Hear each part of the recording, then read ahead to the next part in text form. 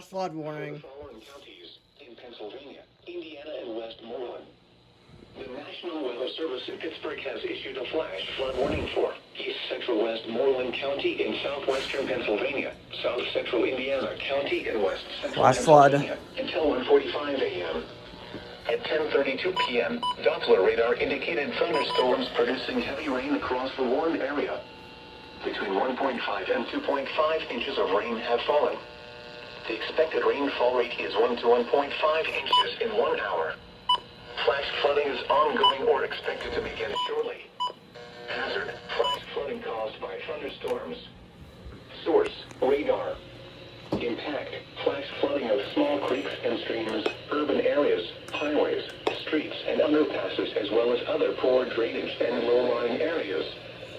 Some locations that will experience flash flooding include Ligonier, New Flores, Seward, Bolivar, Laurel Mountain, and Laurel Mountain State Park. Turn around. Don't drown when encountering flooded Oh my roads. god, one of these Most again. flood deaths occur in vehicles. Be especially cautious at night when it is harder to recognize the dangers of flooding.